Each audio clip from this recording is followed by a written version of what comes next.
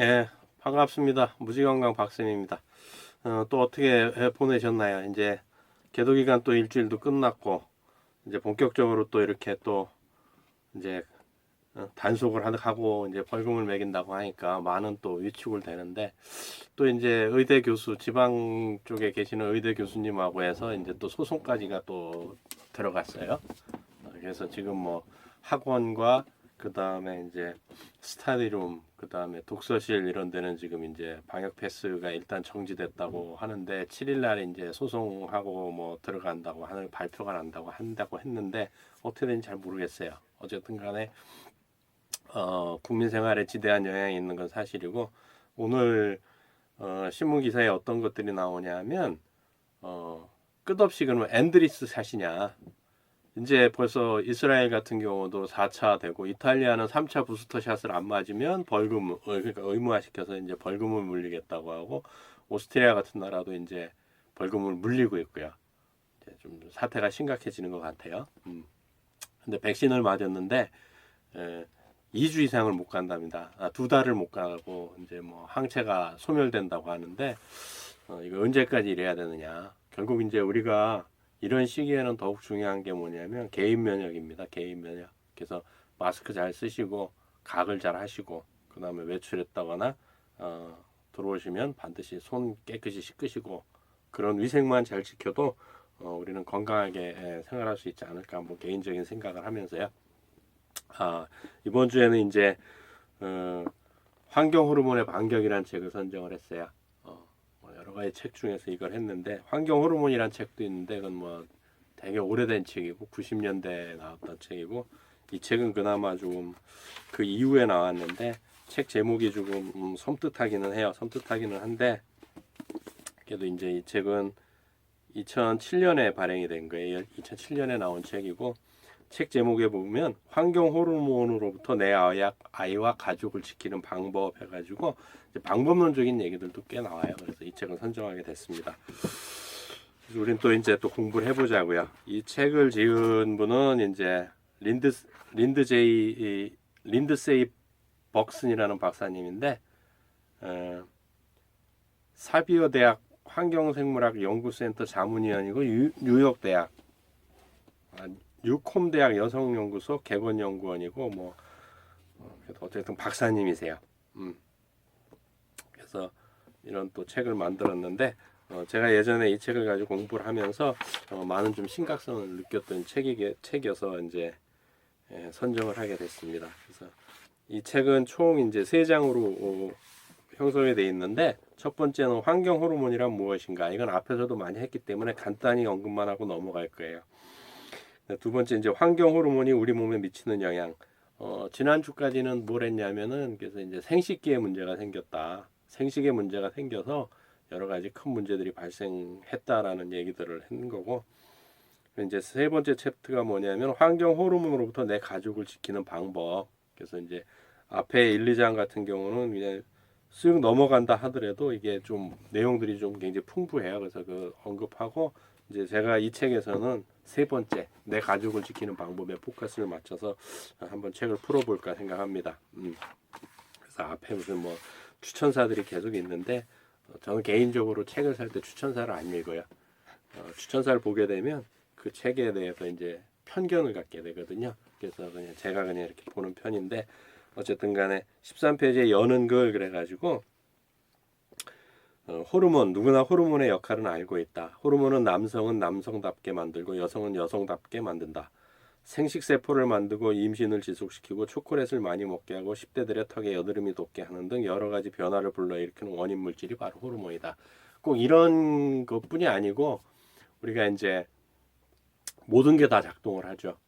기분이 좋다, 기분이 나쁘다, 뭐 불쾌하다 이런 것도 전부 호르몬의 작용이거든요. 그래서 호르몬은 정교한 기계처럼 작동하며 살아가는 동안 끊임없이 우리 몸에 영향을 주고 우리를 지배한다. 네, 지배하는 거예요. 우리를 다 지배해 버리는 거죠. 그리고 호르몬이 왜 중요하냐면 14페이지에 이렇게 돼 있어요. 호르몬은 인간의 성장과 발달은 물론이고 성욕과 생식 능력, 행동과 지능, 체력, 기억과 노화에 이르기까지 인간의 모든 생리적인 기능에 강력하게 영향을 미친다. 호르몬은 사춘기의 시작을 결정하고 수정과 임신, 폐경기를 결정한다라고 책에 돼 있어요. 근데 폐경기란 단어는 가능하면 좀 쓰시지 않았으면 좋겠어요. 물론 이제 젊은 나이에 강제로 이제 되게 되면 그걸 폐경이라고 하는 거지. 50대가 돼서 생리가 끝나는 거는 폐경이라고 표현하기는 되게 좀 그래요. 무슨 그래서 완경이라는 표현을 저는 쓰고 여성 의사 선생님들께서는 폐경이라는 단어를 쓰지 말자고까지 주장을 하는데 아직도 잘 안 고쳐집니다. 그래서 환경 호르몬이란 뭐냐 하면은 그냥 이런 거예요. 환경 호르몬이라고 부르는 이런 물질들은 천연 호르몬을 흉내내 호르몬의 균형을 깨거나 우리 몸에 작용하는 호르몬의 역할을 변형시킨다. 변형시키는 거예요. 지난 시간까지 배웠듯이 생식기를 변형을 시키고 정자수를 감소시키고 그래서 이제 후대가 안 이어지도록 하는 이런 역할들을 하는 것들이 이제 호르몬이거든요. 그래서 이제 대표적인 게 생식기관을 변형시킨다. 불임을 유발한다. 자궁내막증이나 자궁근종, 생리불순, 유방질환 같은 여성 진화를 일으킨다. 학습 및 행동장애를 일으킨다. 어린아이의 경우 지능지수가 낮거나 과잉행동장애를 겪을 수 있다. 면역결핍이나 갑상선 장애 등을 일으킬 수 있다. 유방암, 전립선암, 고환암 같은 생식기관의 암 발생 빈도를 높인다. 결국 우리 건강과 생명과 직결된 것들이라는 거예요. 이런 것들이 환경 호르몬이 혼란을 일으켜가지고 몸 자체에서 굉장히 혼선을 일으키고 있다라는 얘기예요. 근데 요즘 이제 건강 고민들을 많이 하는 것 중에 하나가 뭐냐면 여성분들이 자궁내막증 이런 거 되게 많거든요. 너무 빈번해요. 그 다음에 또 자궁 근종, 근종이 생기면 뭐 자궁을 드러내 버리죠. 또 생리불순 하는 여성들이 되게 많고요. 또 유방암이 대한민국 여성 암 1위라는 거. 뭐 남성은 또 전립선암이나 고환암 같은 게 늘어나는 거죠.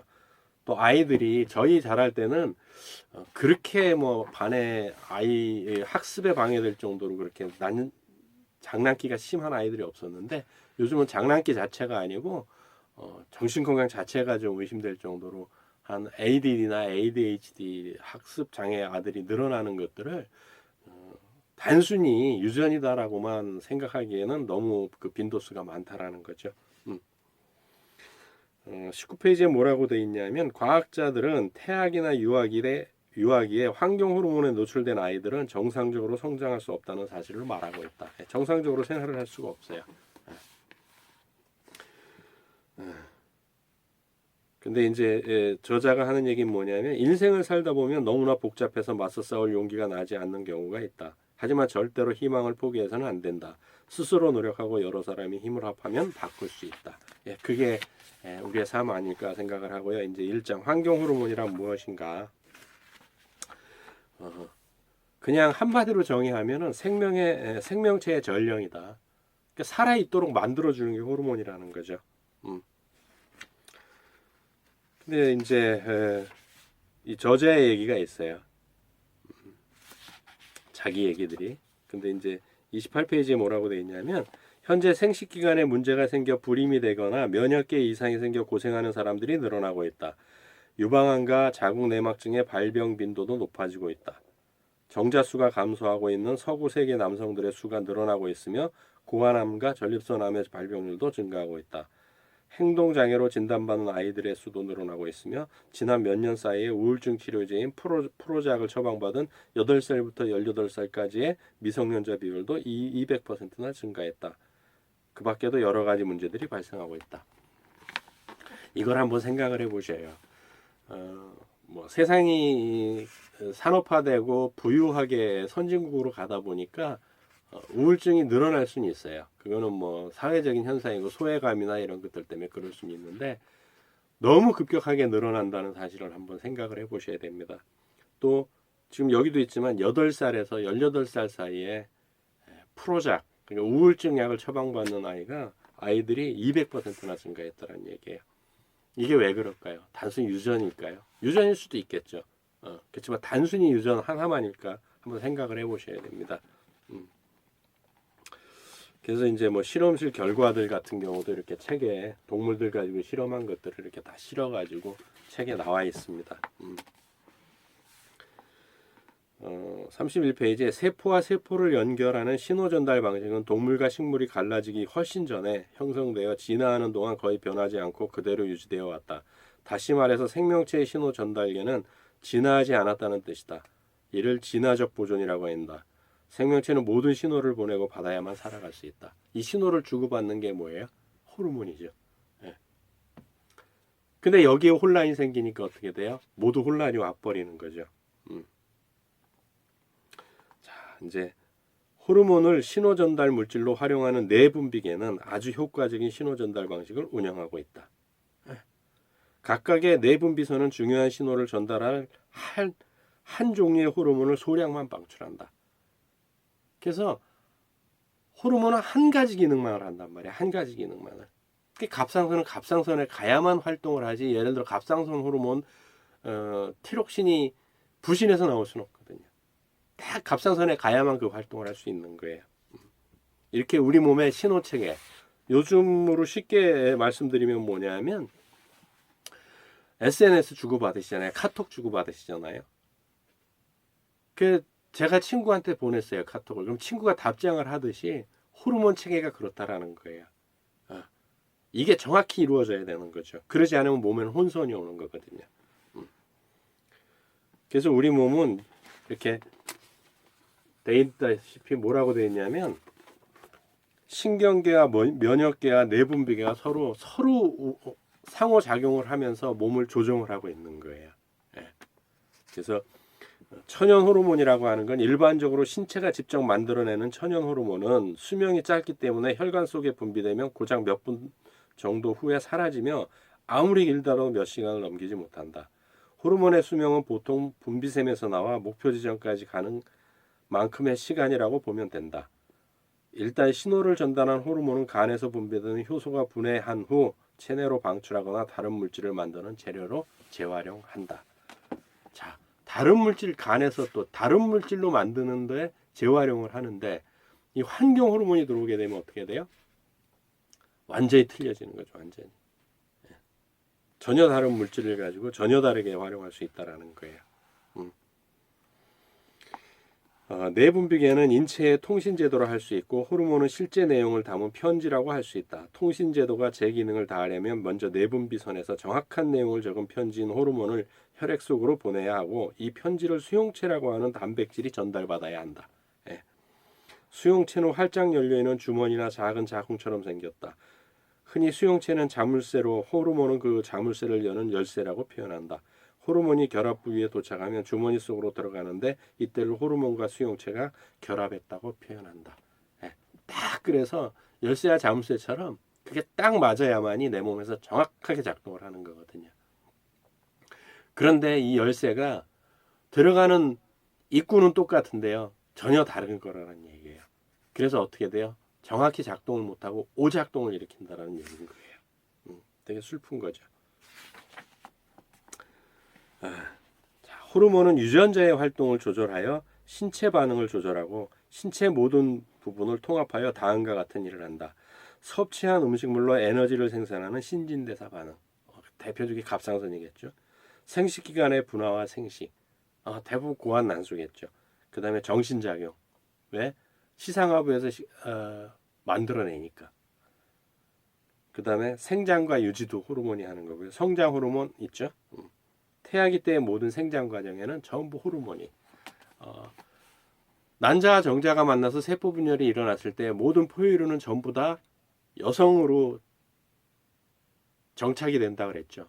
6주 뒤에 남성 호르몬이 샤워를 받느냐 여성 호르몬의 샤워를 받느냐에 따라서 남자아이가 되거나 여자아이가 되는 거예요. 그런데 이런 작동에 오류가 와버리는 거죠. 환경 호르몬 때문에. 37페이지에 되어 있네요. 환경 호르몬은 모든 것을 망칠 수 있다. 잘못된 신호가 들어오면 신체는 틀린 신호에 반응하게 된다.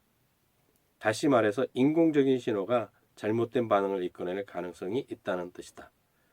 과학자들은 환경 호르몬이 천연 호르몬과 비슷한 방식으로 수용체와 결합하여 거짓 신호를 보낸다는 사실을 알아냈다.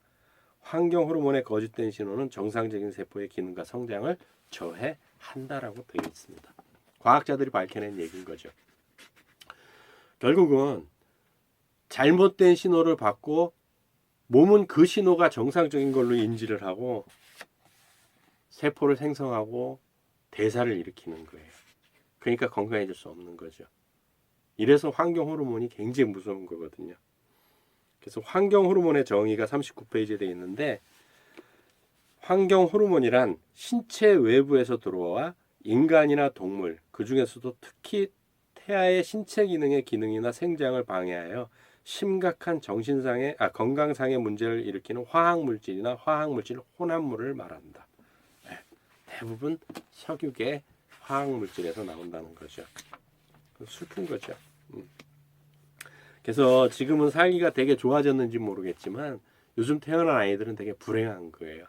그래서 저희 때만 해도 그렇게 심각하게 뭐 농약을 많이 친다거나 또 뭐 그렇게 플라스틱을 많이 썼다거나 뭐 그런 건 별로 없었어요.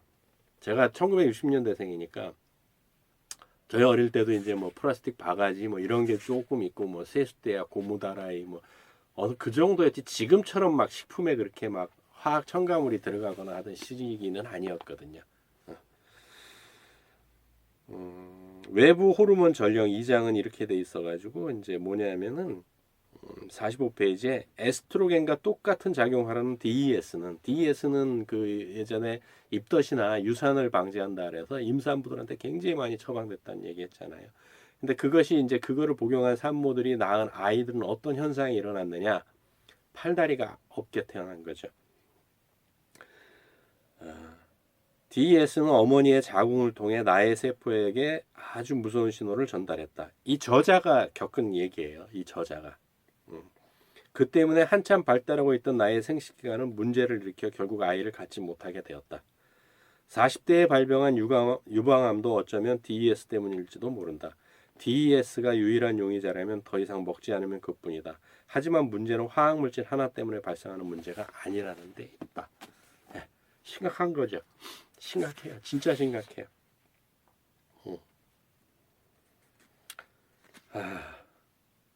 환경 호르몬 중에서 에스트로겐처럼 작용하거나 에스트로겐에 영향을 미치는 물질을 환경 에스트로겐, 생태 에스트로겐, 비생체 에스트로겐이라고 한다. 피토에스트로겐은 식물이 생산하는 천연 물질로 약한 에스트로겐처럼 작용한다라고 돼 있어요. 그러니까 종류가 너무 많다는 거죠. 되게 슬퍼요. 그래서 환경 호르몬은 다음과 같은 일들을 한다고 여겨지고 있다. 그 일들이 뭐냐면 에스트로겐 같은 인체의 천연 호르몬을 흉내내는 거예요. 남성 호르몬인 안드로겐이나 갑상선 호르몬, 프로게스테론 같은 천연 호르몬의 기능을 중화시키거나 억제한다. 억제하는 거예요. 천연 호르몬의 생산과 소멸 및 대사 방법을 바꾼다. 신체가 완전히 혼란을 겪는다는 얘기죠. 호르몬 수용체를 수를 바꾸어 인체가 인식해야 하는 호르몬 신호의 양을 바꾼다.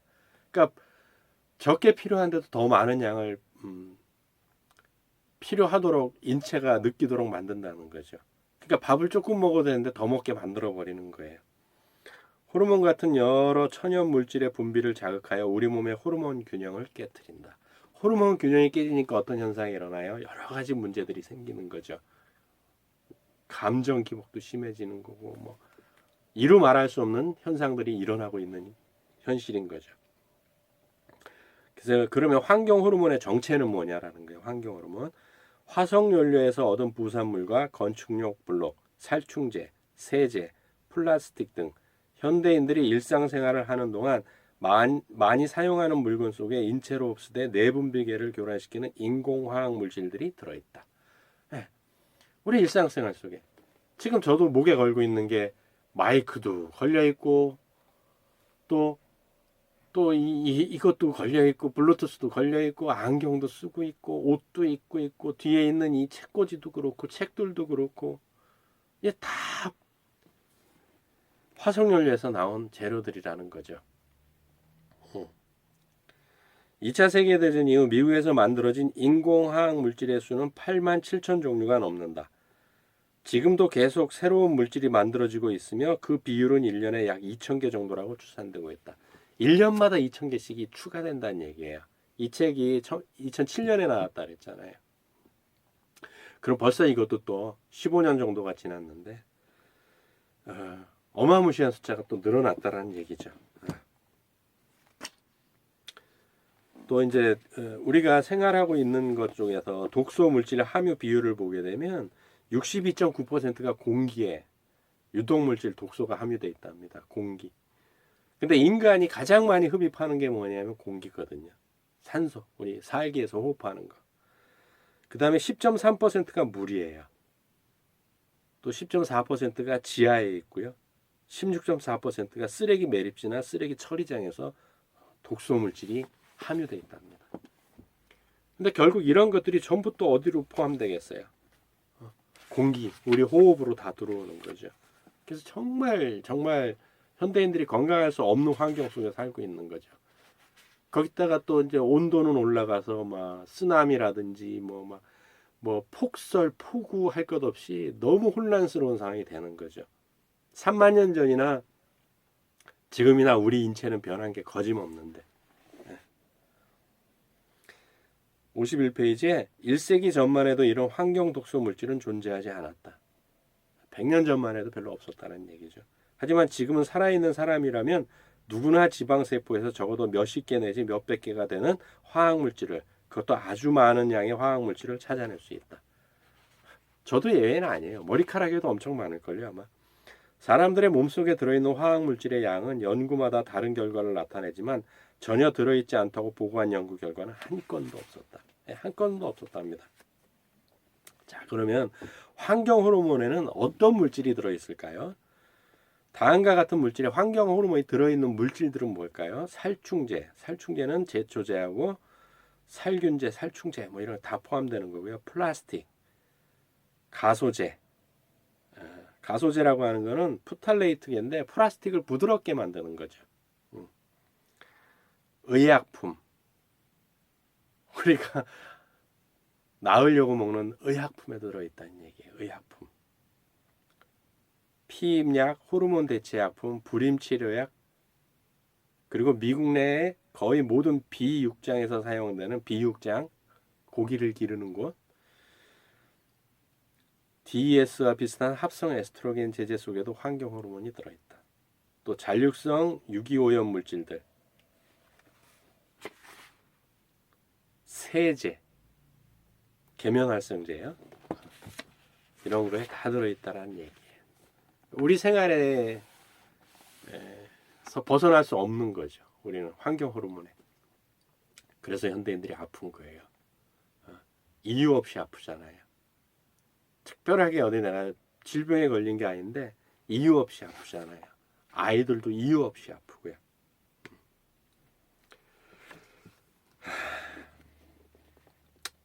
한숨만 나옵니다.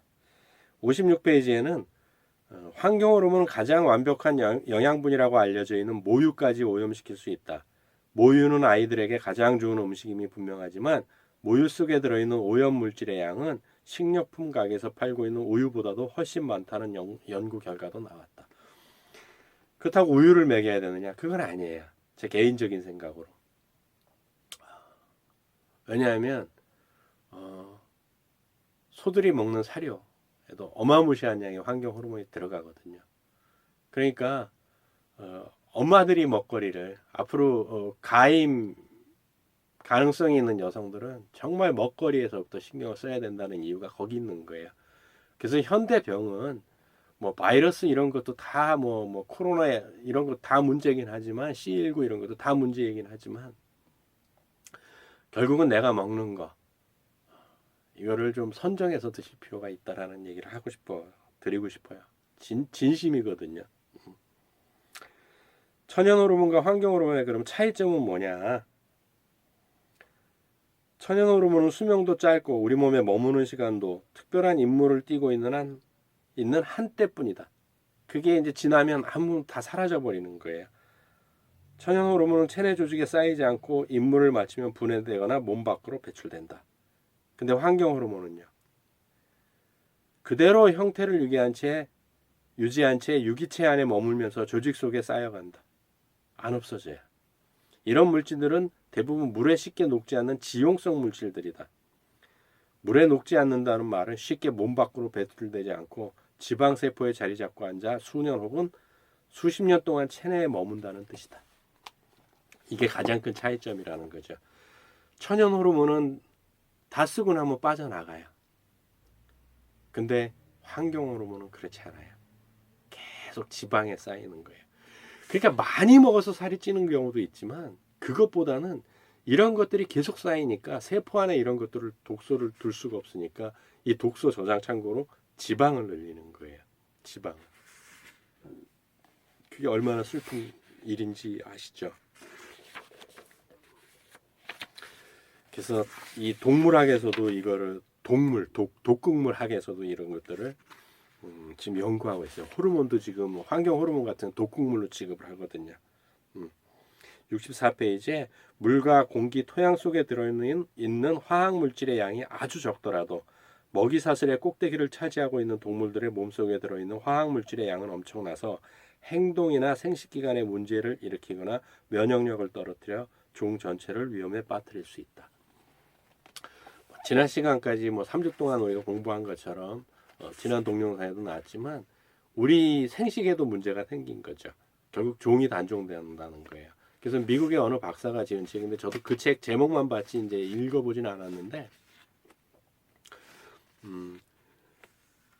인간이 종말이 온답니다. 2만 년 뒤에는 이제 도저히 생식을 할 수가 없어서 남성 생식기가 다 줄어들어 가지고 생식을 할 수 없어서 이제 아마존 같은 그러니까 이제 여성이 스스로 이제 자가 번식을 하는 종이 오지 않을까 해서 남성의 종말인가 뭐 그런 책이 있더라고요. 너무 끔찍해서 안 사봤는데 어쨌든 한 2만 년 뒤에는 남성 이 종족이 사라진다는 거죠.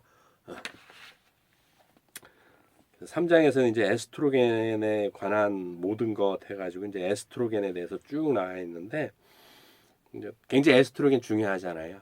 그래서 에스트로겐 잠깐 언급하고 넘어갈게요. 에스트로겐은 인체의 생장과 발달에 없어서는 안 될 가장 중요한 호르몬 가운데 하나다. 자, 에스트로겐 하면 여성 호르몬이라고 생각을 하기 때문에 남성에게는 없다고 생각을 해요. 근데 그렇지 않아요. 남성도 에스트로겐이 나옵니다. 뭐 당연히 여성 몸속에도 남성 호르몬인 테스토스테론이 있죠. 이게 근데 간에서 파괴를 한다고 했잖아요. 간에서 파괴를 하기 때문에 젊었을 때는 남성은 남성답고 여성은 여성다워지는 건데 이게 나이를 먹고 이렇게 중년이 넘어 50대가 넘어가면 이 파괴량이 줄어들어요. 그래서 남성은 어떻게 돼요? 드라마를 보다가 눈물을 흘리고 옛날에 그렇게 강했던 아버지들이 50대 중후반이 넘어가면서 드라마를 보고 눈물을 흘리는 모습을 보고 자식들이 놀라는 경우가 있잖아요. 그게 다 에스트로겐. 결국 남성 호르몬이 줄어들기 때문에 간에서 파괴하는 여성 호르몬 양이 줄고 남성 호르몬이 주니까 여성 호르몬이 늘어나는 거예요. 그럼 여성도 마찬가지죠. 그래서 어떤 현상이 일어나요? 남성은 나이를 먹으면 지방으로 들어오고 여성은 밖으로 나가려고 하는 거죠. 이거 호르몬 작용이란 말이에요. 어쩔 수가 없는 거예요. 호르몬이 시키면 다 할 수밖에 없어요. 에스트로겐 자궁 속에서 벌어지는 태아의 성장 활동을 총감독하고 진행시키는 역할을 한다. 에스트로겐은 인생이라는 영화를 기록해 놓은 한편의 비디오 카세트 레코더와 같다. 자궁 속에서 태아 몸속의 에스트로겐은 어른이 됐을 때 인체가 내부에서 만드는 호르몬은 물론이고 외부에서 들어온 다른 호르몬과 반응하는 방식을 미리 정해 놓는다. 그러니까 태 속에 있을 때 얼마나 중요하다는 건데요. 근데 이거를 뭐 어쨌든 간에 에스트로겐은 그렇게 모든 생명체의 생명체를 좌지우지하는 물질이라는 거예요. 성호르몬들도 그렇고 뭐 안드로겐 뭐 이런 게 있는데 되게 재밌는 게 이제 뭐 13페이지에 수컷이 암컷으로 변하는 순간 뭐 해갖고 연구 결과들이 이렇게 나와 있어요. 14페이지에 생식기관을 만들 때 에스트로겐과 안드로겐이 함께 협력해야 한다는 사실은 에스트로겐의 신호가 생명체의 성장에 아주 중요하다는 사실을 부각시켰다. 생명체라는 교양국을 완성하기 위해서는 모든 성호르몬이 조화를 이루며 연주해 나가야 하지만 그 중에서도 에스트로겐은 모든 호르몬이 조화롭게 연주할 수 있도록 이끌어가는 지휘자라고 할 수 있다. 그만큼 에스트로겐은 중요하다는 거예요. 그거는 남성 여성을 떠나서 수컷 암컷을 떠나서 에스트로겐은 굉장히 중요하다라는 얘기예요. 그런데 어떻게 합니까? 우리가 에스트로겐을 너무 우습게 알죠. 에스트로겐. 왜 이게 에스트로겐을 다뤘냐면요. 환경 호르몬이 유사 에스트로겐이거든요. 유사 에스트로겐. 그래서 정말 위험한 거거든요. 그럼 어떻게 해야 되느냐? 일단 먹거리부터 좀 조정을 하셔야 됩니다. 그래야 또 우리 아이들이 건강해질 수 있고 내가 건강해질 수 있는 것이거든요. 오늘은 이렇게 에스트로겐까지만 얘기를 하고 다음 주에 또 연결해서 많은 또 공부를 하는 것으로 하고 또 건강한 모습으로 다음 주에 찾아뵙도록 하겠습니다. 수고하셨습니다.